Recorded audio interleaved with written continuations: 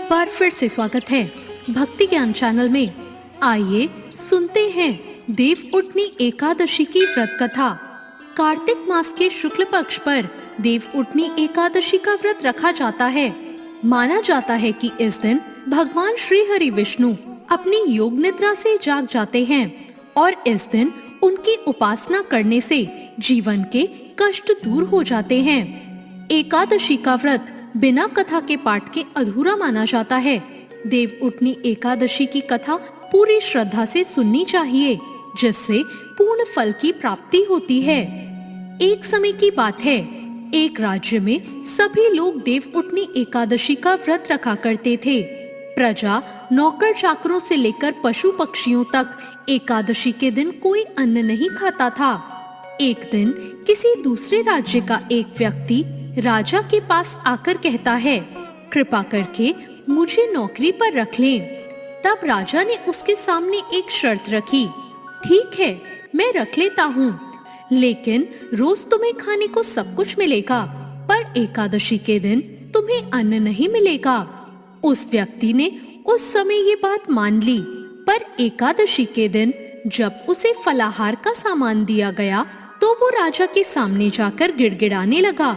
वो बोला, महाराज इससे तो मेरा पेट नहीं भरेगा, मैं भूखा ही मर जाऊंगा, कृपा करके मुझे खाने को अन्न दे दो। राजा ने उसे शर्त की बात याद दिलाई, पर वो अन्न के बिना खाना खाने को राजी ही नहीं हुआ। तब राजा ने उसे आटा, दाल और खाने के अन्य सामान दे दिए। वो रोज की तरह नदी पर पहुंचा और स्नान करके भोजन पकाने लगा।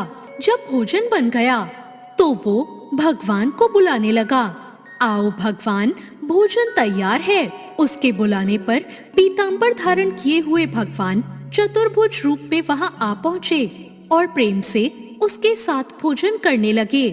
भोजन करके भगवान अंतर ध्यान हो गए और वो भी अपने काम पर चला गया। 15 दिन बाद जब अगली एकादशी आई तो वो राजा से कहने लगा कि महाराज इस बार मुझे दुगना सामान दीजिएगा। उस दिन तो मैं भूखा ही रह गया। राजा ने इसका कारण पूछा तो उसने बताया कि मेरे साथ भगवान भी खाना खाने आते हैं, इसलिए वो सामान हम दोनों के लिए पूरा नहीं पड़ता। ये बात सुनकर राजा को बड़ा आश्चर्य हुआ। वो बोला, मैं इसे मान ही नहीं सकता कि भगवान तुम्हारे साथ खाते हैं।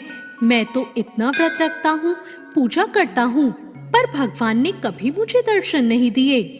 राजा की बात सुनकर वो बोला, यदि विश्वास ना हो तो मेरे साथ चलकर देख लें।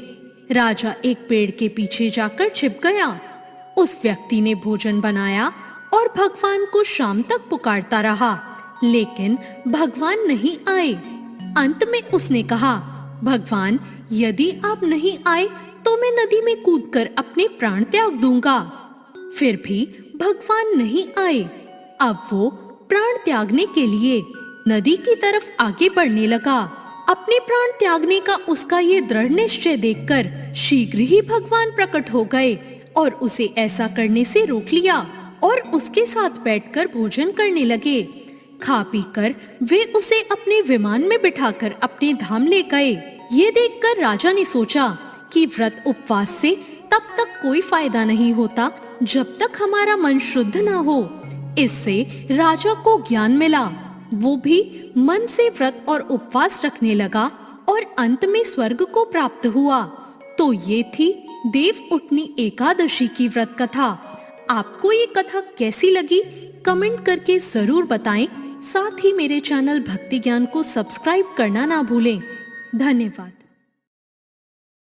जी हाँ दोस्तों, आज का वीडियो में हम जिंदा सब्सक्राइबर और व्यूज बढ़ाने के लिए 2 सेटिंग बताने जा रहे हैं, वो भी YT स्टूडियो में। कई बार आपने YT स्टूडियो में वीडियो सुने होंगे, देखे होंगे कि YT स्टूडियो में 2